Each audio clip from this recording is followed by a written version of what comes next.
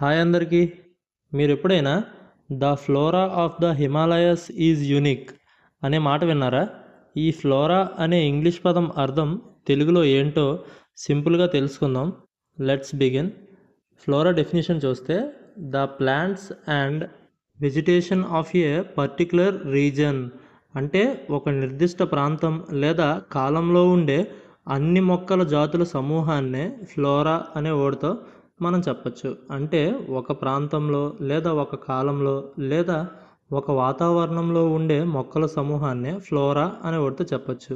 ఇంకా క్లియర్గా చెప్పాలంటే మొక్కల సమూహం అని చెప్పొచ్చు, లేదంటే ఒక ప్రాంతానికి చెందిన మొక్కలు అని చెప్పొచ్చు, లేదంటే ప్రకృతిలోని వృక్షజీవం అని కూడా చెప్పొచ్చు. దీనికి ఎగ్జాంపుల్ చూస్తే protecting flora is essential for biodiversity, అంటే జీవవైవిధ్యం కోసం మొక్కల సమూహాన్ని రక్షించడం అవసరం. వీడియో నచ్చితే లైక్ చేయండి. మరిన్ని వీడియోస్ కోసం ఛానల్ అయితే సబ్స్క్రైబ్ చేసుకోండి. Thanks for watching.